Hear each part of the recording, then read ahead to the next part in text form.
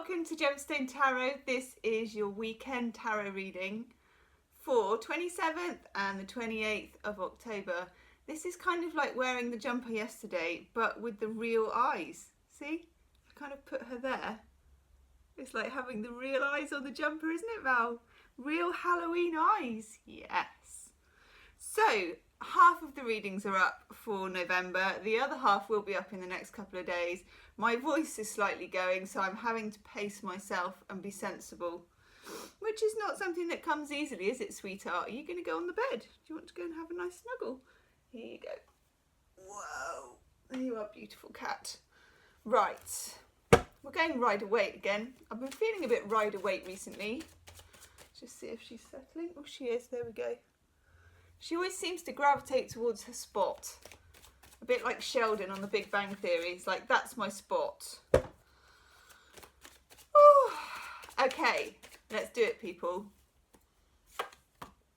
Oh my God. Do you know what? That card, if you've been watching my dailies, that card has not made an appearance for a long time. For a long time. I'm very interested to see, yes, what comes up with it.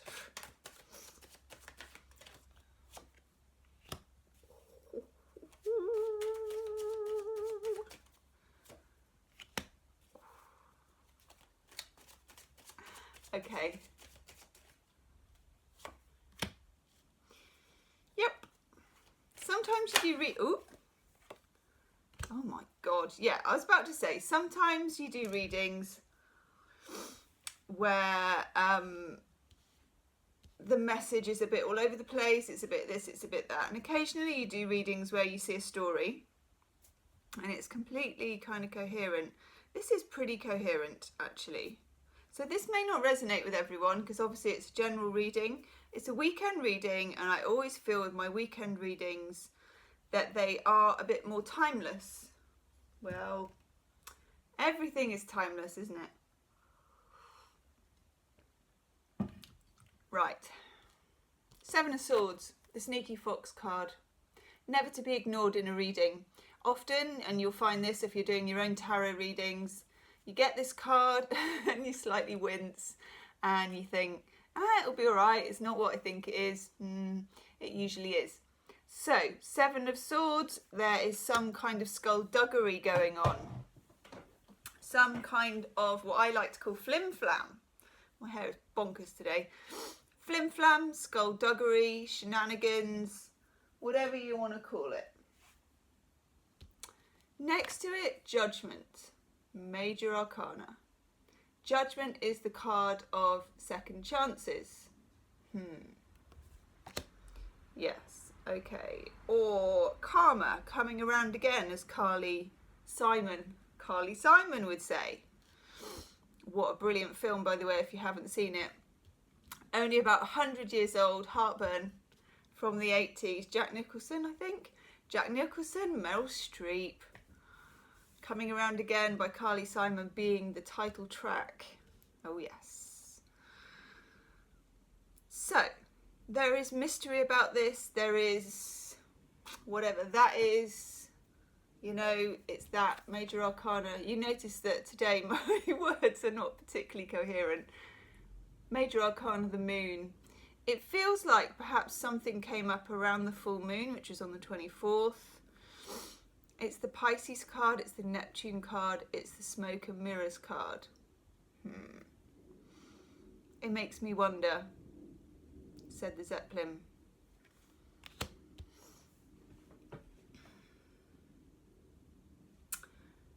There is a situation involving another person, or if it's work, another force, agency, whatever you want to call it, whereby they had power over you and that was painful or whatever it was at the time, and perhaps they misused it. Seven of Swords. Seven of Swords doesn't have to mean that someone, you know, dumped on your head from a great height. I've got such an itchy nose, sorry. It doesn't have to mean that, but it does mean skullduggery. So it can mean political shadiness. It can mean And that's, you know, in micro or macro. So I see this in more of a micro personal sense. It can mean that someone used their power perhaps wisely for them, but unwisely in the way that it came out for you. In other words, they had one over on you somehow. And they knew it. Something has happened about this situation because it feels like a flip. Five of Swords, Venus in Aquarius. For me, this is a power flip card. That's slightly lording it over. But when it goes into reverse, there's this whole thing with the Five of Swords, such an interesting card, where you're normally on a battlefield of some kind, and somebody's hoovering up the swords and kind of potentially holding them aloft in a sort of, well, I won kind of a way, but they didn't steam in there and kill everybody or win the battle or yang energy proactively, actually do it for themselves. There's a certain whiff of passive aggression, of other people simply withdrawing from the game. It's that kind of thing. Now in this case, you may have been that other person. This person may have held it over you and you were bothered. And then you became unbothered, or you learned how to live with it, as we do. Things are painful, we learn how to live with them. And in a sense, it becomes more integrated for us. The other person feels the shift. And in this case, I don't know what they're doing, but there is some kind of shenanigan. I've got the Eight of Wands in reverse, which is my retrograde card as well. But it's also my card of no communication. Do you know what vibe I'm actually getting? And of course this might not be for everyone, but it is for a few of you. I'm getting the vibe that you no longer really want to speak to this person. And that puts the boot on the other foot. That's the vibe I'm getting. And you may never have thought you would get to this point. And it may only be over the next weekend, week, even up to Mercury retrograde with these cards, that this kind of materialises as a thing, and you think to yourself, do you know what, I'm just not so desperate to hear from them. And bingo, you hear from them. Two of Cups in reverse in the middle. You can see how it's a coherent picture. Seven of Swords, skullduggery and shenanigans. Judgment, karma, another go round, a second chance, a second karmic bite of the cherry, as it were. The Moon, mirrors, smoke, illusions. Also the Pisces card representing lack of boundaries, merging, confusion. Again, Neptune, that whole feeling of don't really know where you begin and I end. Five of Swords in reverse, Venus in Aquarius, the kind of power flip that you didn't even ask for. It's just someone decided to fold, which left the other person powerless, and they don't like it. Lack of communication. There was already a situation where you weren't communicating with this person, but there are ways of not communicating with people. It differs, doesn't it? If they're not communicating with you, that feels one way. If you don't actually want to communicate with them, that feels very different. That is a power flip.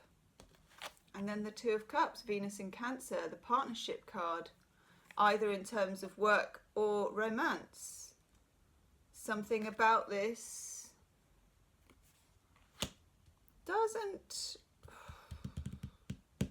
doesn't quite appeal in the way that it did, doesn't quite ring true to you.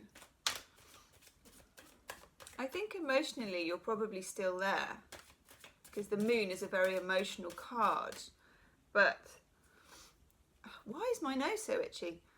But rationally, not so much. Yeah, tick tock. This is my card of time smashing off the clock. You know when someone's not in contact with you and you so desperately wish they were? Time feels desperate and short. Yes, itchy nose for that card. Okay. And then when you get a hold of yourself, suddenly time opens out again in the situation, which is the same situation.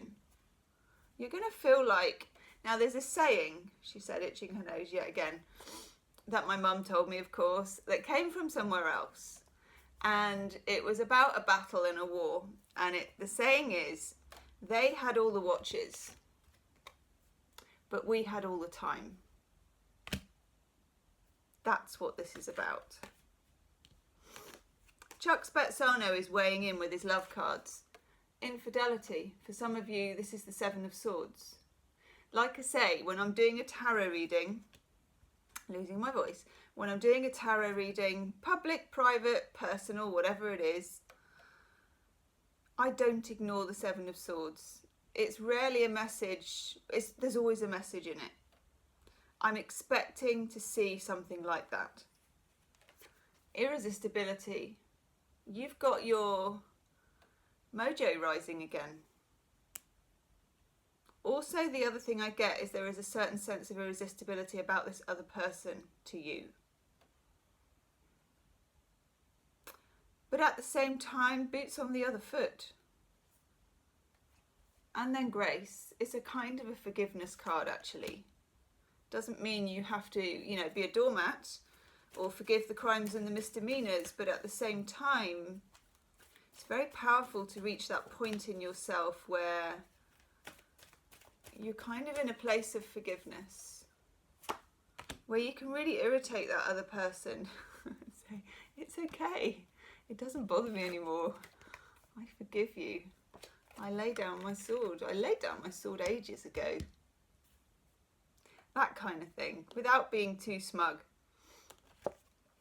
And then we get friendship. That's at the heart of it as well. Is there friendship? Is there just sexual chemistry, power struggle, or if it's at work, that kind of weird work chemistry and power struggle? Or is there any basis for genuine friendship underneath whatever this whole situation is? That is an interesting reading. Leave me a comment, people. If you want a private reading, you can book in the description box. They are a bit restricted at the moment due to voice restrictions and overbooking. But see what's available if you want to book. And do check out the November readings, which, subject to voice control, will be up on the panel. Up on the panel or the channel shortly. Check out my pick a card readings and do share the video.